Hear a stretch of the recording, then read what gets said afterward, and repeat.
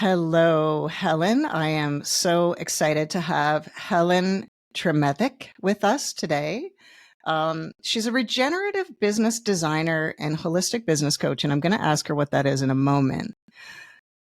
The way that I connected with Helen is she hosted a workshop for the Canadian Women's Chamber of Commerce, and the title was I have goosebumps even talking about it. It was called Sustainability is Bullshit. And of course it was, the swearing part was blanked out with characters. However, it was so intriguing because I think so many of us are exhausted from the usual churn of business design. And I do want to say it was amazing. And so we'll let folks know how they can perhaps take that in. But first of all, welcome, Helen. Yeah, thanks. I'm glad to be here, Shauna. And what is a regenerative business designer and holistic business coach? How did you come to that? Thanks. I, funny thing about me is that I regularly change up my business title. We get so stuck on, well, what is it that I do? What is my name? And so currently, regenerative business designer and holistic business coach is what I do. And I came to that because I was doing a lot of business coaching, but I don't come at business coaching from a very top-down KPI focused, productivity focused place. What I want to talk about mostly in our businesses is how is it running for us? How are we feeling about that day in, day out? What is working? What's not working? And moreover, and this is the regenerative, design piece of it, is beyond how it's working for us, beyond how it's what needs to be tweaked. How is that rippling out to the rest of our business ecosystem? So our family, our community, our clients' families, our clients' communities, how is our business having an impact? And ideally, what we want to do is create an impact that is net positive, has a net gain for everyone involved. Of course, that is ideal. And, days can be hard, and society is outrageous at the moment. So this is the ideal place, but we first look at the whole picture. So we do a lot of whole cost accounting as opposed to very simple profit loss balance statements. The thing that intrigued me the most, and I'll be honest, as an entrepreneur, is I think that I'm a failure because I am not revenue positive in a giant way. And I think that even entrepreneurial support networks like Startup Canada, or, like, I don't want to pick on Startup Canada, but any of them that have, pitch contests and things like that, where we're trying to get capital, or we're trying to get interest, or we're trying to get promoted, or we're trying to get covered.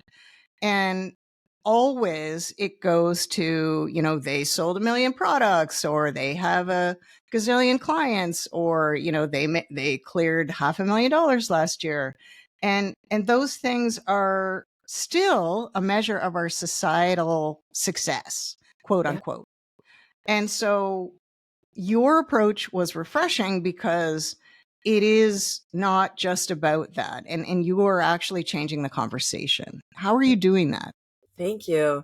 I love how you're referencing specifically like this measure of success that is based on pitches. It's based on however many units you're selling, what your profit margins are. And what I like to the conversation that I want to bring to the table is how are we actually defining success? Because what we seem to be doing as entrepreneurs is really just perpetuating the top down capitalist business model that we left, and we left for good reason. A lot of us got into entrepreneurship because we have other responsibilities that need our time and attention. Therefore, we have lower capacity for our businesses themselves, or we aren't interested in that type of gain that is being promoted as as what success is. So that's the conversation that I want to bring to the table. What is success? It does not have to have an overarching definition. Success itself can be really personal.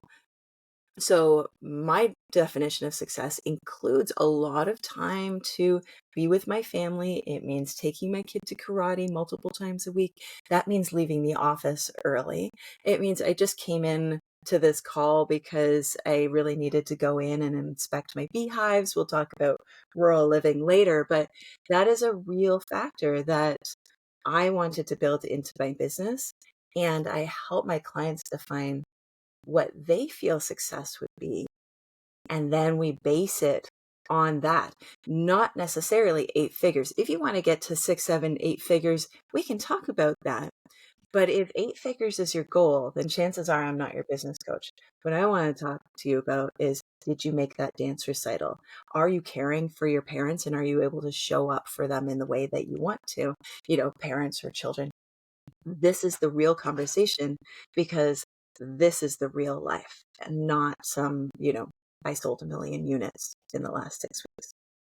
But people will say, like, I have to pay my bills. Like, I mean, that's Absolutely. kind of a pie in the sky, nice to have, but I do have to pay my bills. So what do you say to those folks? Like, how do I pay my bills and do that? How Yeah. do I design something that works for all of those things? That's exactly the fun puzzle of it, is because we are still in the system. We still need to pay our bills. We still need to exchange money for our mortgage, our rent, for our grocery bills, for, my mortgage broker doesn't take fresh baked bread. And besides which, we would need to buy the flour from somewhere. So this is a really, really important piece of the equation. And I think what happens is that there's quite a pendulum of, there's the swing away from, oh, well, I don't want to be an 8 figure business. I don't want to be in the rat race. I don't want to be in the hustle. I don't want to do that. And then the pendulum swings the other direction toward this, well, okay, 4-hour work week. I'm going to just, spend my time with my family, or just, nomadic, or what have you. And what I want us to talk about is that when we're doing a regenerative business design, when we're thinking about our business as a whole, we need to factor in future care. We need to factor in present care. We need to factor in that your mortgage broker doesn't take fresh baked bread. And if you have found that mortgage broker, please contact me and let me know. But aside, these are pieces to that. So a lot of the business design stuff, we talk about, what is your business model? Who are you attracting? What are you selling your services for? Is that going to make sense based on your capacity? And doing that, ideally, we move our places into a space where we are, revenue positive, and also have more time. And, like, let's think about this as a living entity, because it's not just one fix. So your business ecosystem moves and grows just like you do. So that means that the solution needs to be agile for that as well. And that includes money. You joked about the flour and the mortgage broker and the bread, Yeah. but is that part of the creativity? And the fun part is, if people are open to it, being creative about bartering for services, and so that the money isn't exchanged, but there is an ecosystem of entrepreneurs that are providing for one another in a way that makes it more sustainable, but and doesn't exchange cash, like doesn't, you Mm, know, perpetuate the capitalist model, I guess. 100%. Yeah. If this is, so what I like to talk about is not only the redefinition of success, but the redefinition of profit. And so if you Mm. have a community members where you can exchange time or energy or attention, or, in a gift economy kind of way, then, or like gift economy or barter, then perfect. Then great. Then you don't need to have money as part of that equation. Sometimes you do need money as part of that equation, and that is something to definitely consider. And honestly, I think community is going to get us out of this mess. Like the more that we can support each other in ways that are outside of the system, the better. Let's do that. Absolutely. And it's a both and situation, right, Shauna? Yeah. Yeah. Agree. Um, how did you get to this point? I mean, what in your life led you to this decision to become a regenerative business designer and holistic business coach? Oh, well, that's the $1 million question right there. Um, it's was a process of unveiling. So, hmm, I have always, regardless of the job title that I had, I have always been interested in what's underneath. So what is behind these decisions that we're making in our businesses? So when I was an executive director for a nonprofit. I was a research and development consultant and head baker for a cookie company. I've done a lot of different things. And every time I wanted to know what was happening beyond what we were selling. Mm. Because looking under the hood, you can really see how something works. Now, the longer story is that I went to school for radio and television broadcasting. After that, I moved into international development and anthropology. And then when I became an entrepreneur, it seemed very reasonable for me to move into some sort of communication space, which is what I did. So I started out editing, realized very quickly I don't care about your semicolons, and then moved into writing specifically because I do care about the way that we're communicating with each other. I have a nonviolent communication background. I'm really interested in genuine, authentic, true communication with none of that, like, oh, but did they mean that? Did they say that? Just really straightforward. So, as a writer, as a copywriter, it became very clear that there were ways that we engaged with each other that was more genuine than not. So once I started looking at it, again, this is coming back to under the hood. I started looking at it and I was like, oh gosh, there's, brand voice there. Let's talk about brand voice. Like this is how you specifically communicate with others. But underneath brand voice, what's there? Well, that's your values. Your values show up in your business. But underneath that, how are you really operating your business? How are you really showing up for your business? What kind of capacity do you have? I've also been studying somatic experiencing Mm. as a therapy and as a trauma lens. And so incorporating all of these pieces really was the evolution of a business over 13 years or so. So this wasn't an overnight process of shifting. It was a gradual growth into, I say growth, but it was really more of an unveiling, really more of a getting closer to the center, closer to, looking under the hood. What's under that? I love that so much. Thanks. Um, the somatic part, how does that fit into business coaching? Oh, yes. So I started not because I was going to incorporate it into my business, but because I had been doing somatic therapy with my own therapist for years and really saw how impactful it was. And when she said there's some trainings coming up, I thought, oh, this is exactly what I want to be doing with the rest of my mental capacity right now. It wasn't necessarily intended to be brought into my work. However, once I started looking at the way that trauma shows up in my own body, I could start seeing the way that it showed up in other people's, in my clients' bodies as well.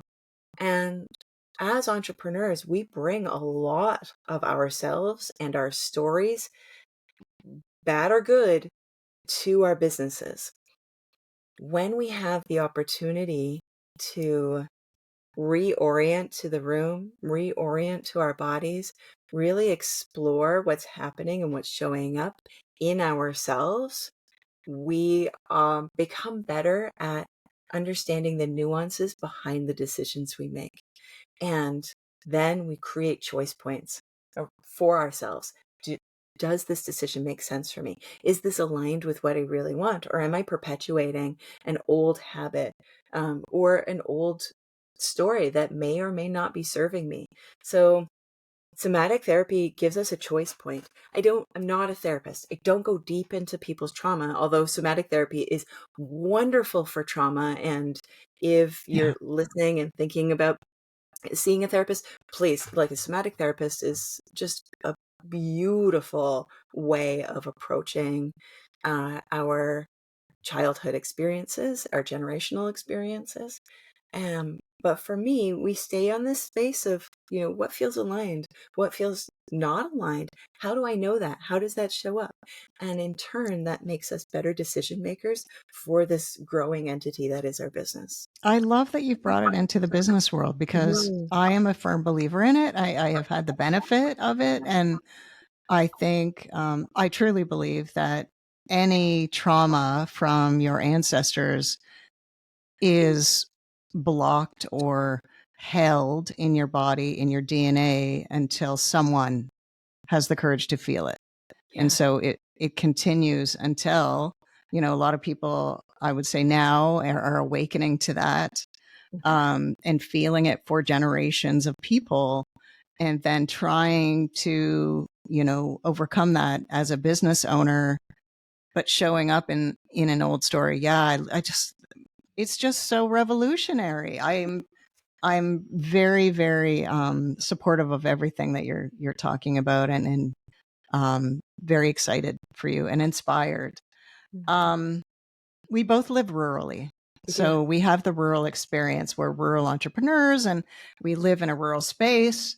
What are your thoughts on being a rural resident and business owner?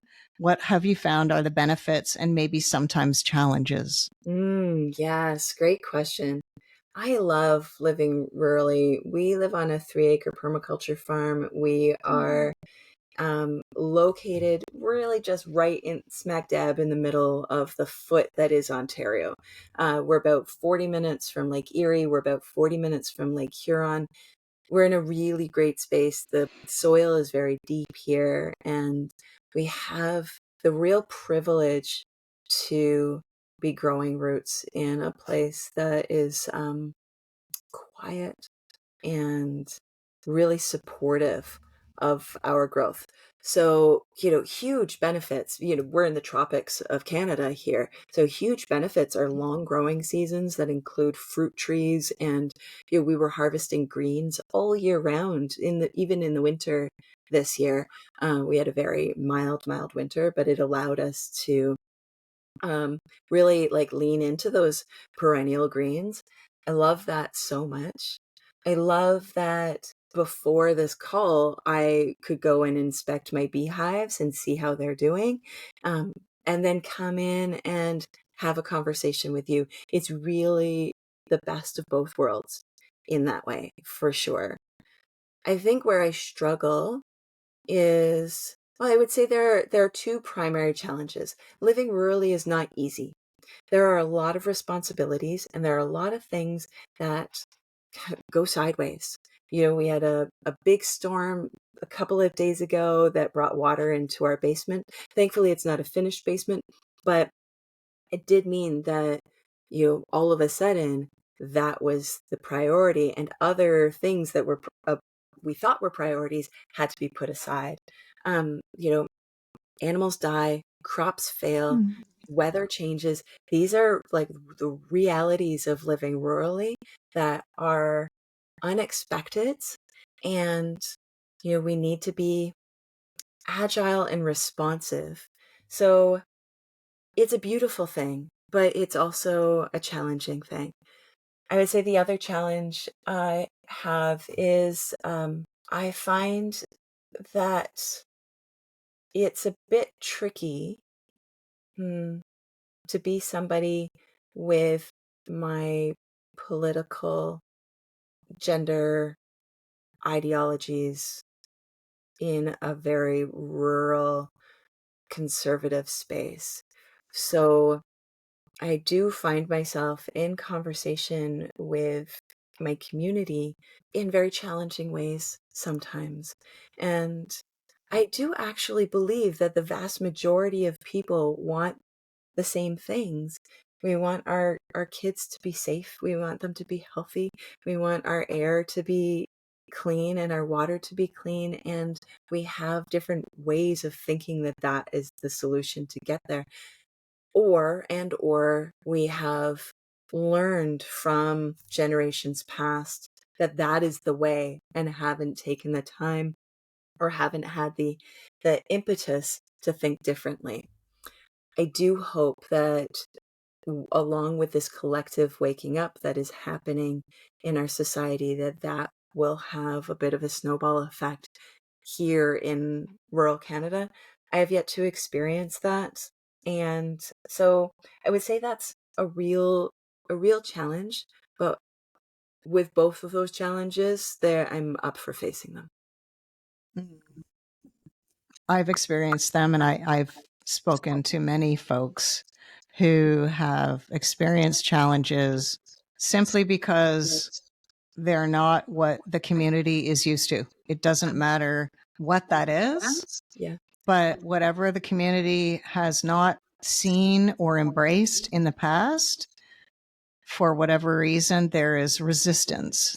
Yeah. And that is troubling, hurtful, but also, I think, changeable and evolving. Yeah. Yeah. Um, Right? It can be hurtful, being the different one, being the I'm holding up air quotes, but being the weird one, being the one that thinks differently. Also, and also the other day there was a kid who had come over for a play date and I was dropping them off at their parents' house. And this kid is genderqueer and I was wearing a button on my jacket that says if Harry Potter taught us anything, it's that nobody should live in a closet. And I love it so much, in part because of the problematic things that J.K. Rowling has said. But also, I still wear it on my coat because this kid saw my button and nodded and smiled. And there was a moment of exchange between us that was very quiet, where we met each other's eyes, and this kid nodded at me. And for that moment, and now forever, I am a safe place for them. Or rather, I am not an unsafe place for them. And for that reason, I think, for that reason and so many more, I think it's important that those of us who have a different perspective keep talking about our different perspective, keep showing up with it, um, because it means that kids are watching, right? That's it. The kids are watching. we, when the weather is nice for however long that is where we live, we live on a busy road, and we always have a Progress Pride flag flying. And a wonderful person dropped off a bottle of wine and a gift card saying, "Seeing your flag," I'm going to get choked up, makes my heart smile. And that, we've also had neighbors say, like, "Why do you fly that? And why don't you fly the Canadian flag?" And I'm open to those conversations, but I'm not open to taking it down. Yeah. Because, people need safe places, Yeah. especially in rural communities. Absolutely. Yeah, absolutely. Where there aren't as many obvious ones. So you're right, it can be hurtful, but at the same time, this is a challenge I'm willing to face. And I love that so much that somebody dropped off that bottle of wine and that gift card, that you were able to hear that somebody sees that flag and feels an acceptance or a Yeah. recognition or some piece of commonality, and we don't know the story of that person. Maybe Not at they all. are unable to fly the flag but want to. Maybe they're queer and have not been able to come out, or maybe they are out. But either way, regardless, like, it's important for those of us to do what we can. And this, being out in rural communities gives us a lot of opportunity. What are other things that are important to you? Meaning, what are other things that bring you joy other than your business and, your obvious love of the outdoors? But Yeah, what other things? I honestly, I want to be outdoors far more often than I am. My partner takes on the lion's share of the work here, and I am not afraid to admit that.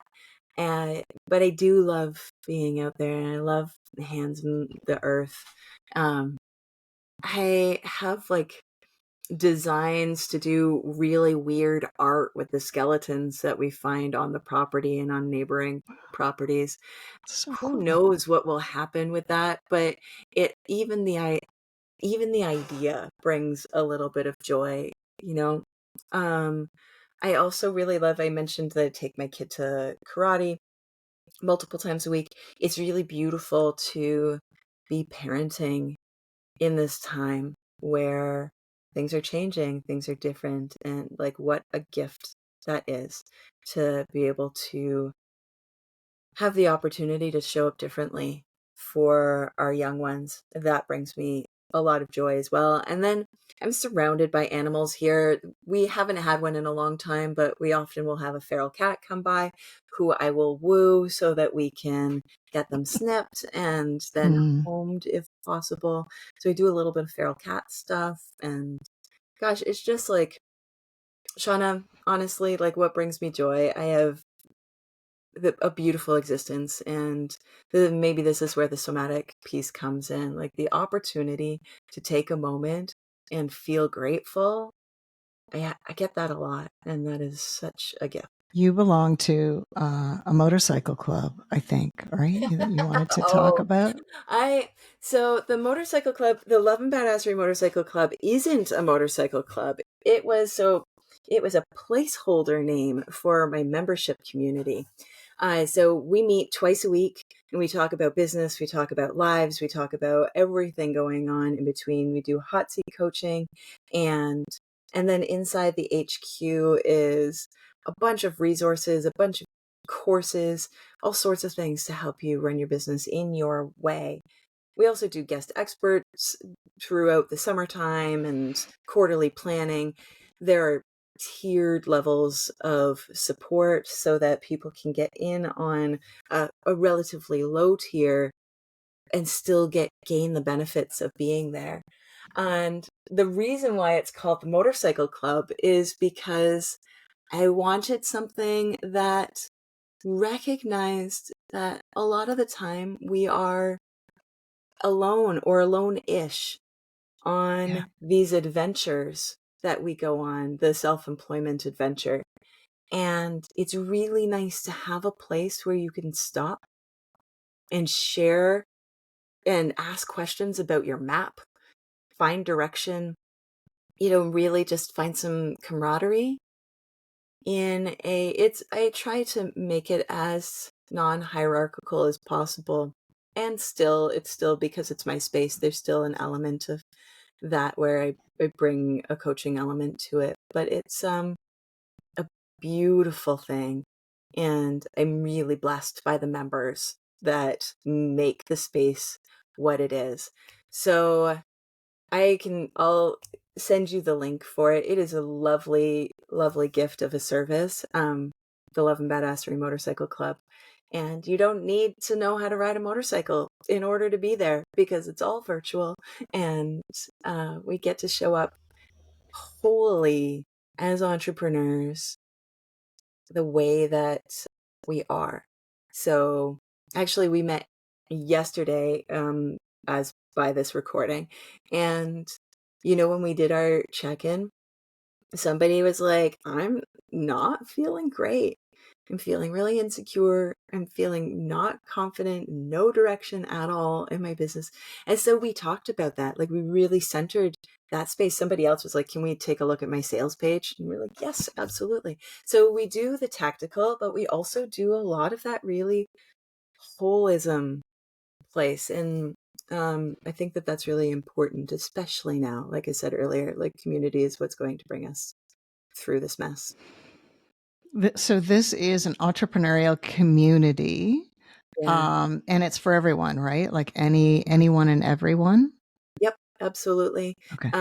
It's for anyone and everyone, with the umbrella caveat that there's a no tolerance policy on anything like homophobic, transphobic, racist, or bigoted.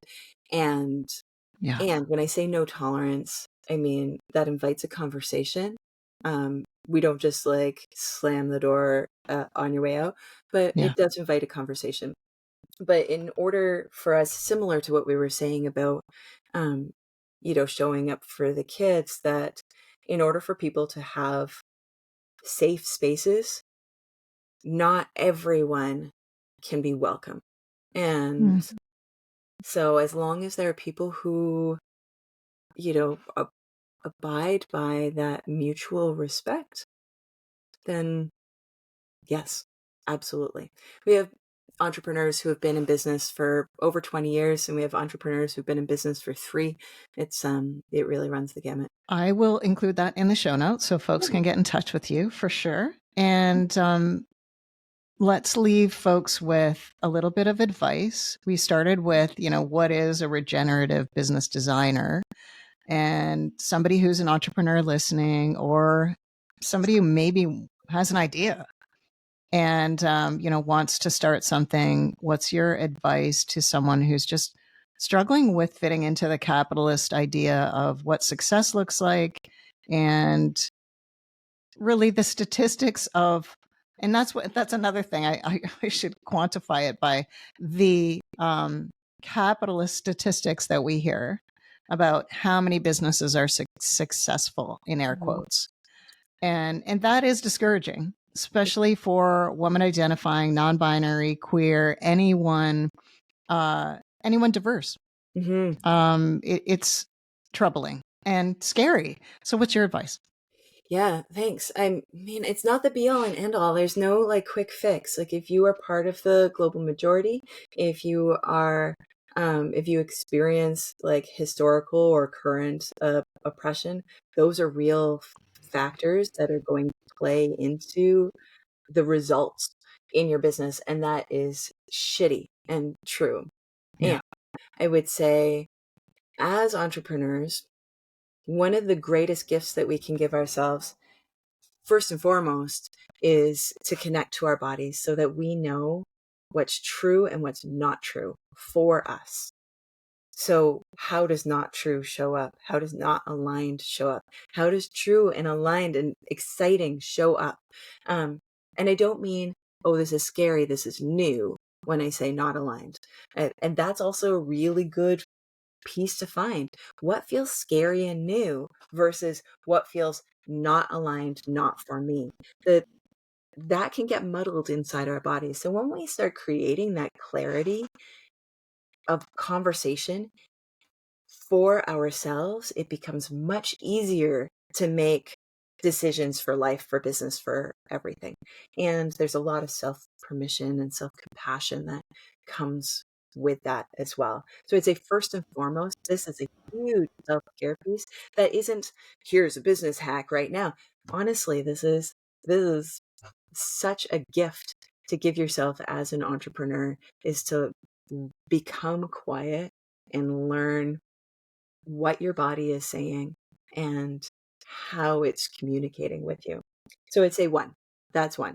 And then something that's like more tactical, more what you can do right now, is like, I love a free write. And I know the Sustainability is Bullshit workshop has a ton of that in it. And we talked a lot about what is your definition of success. So knowing what is success to you? What does that look like in your life now? And what could it look like in your life? What do you have time for? Like, what are your responsibilities throughout the week? Because if you have 3 kids under 3 at home, chances are they're going to take up a lot of your capacity. So your business model is going to need to look different than somebody who doesn't have those kids at home, who has somebody supporting them in multiple ways. So really factoring that in. So that would be number 2, doing a free write around what is success, what does that look like in my life, and what do I have capacity for.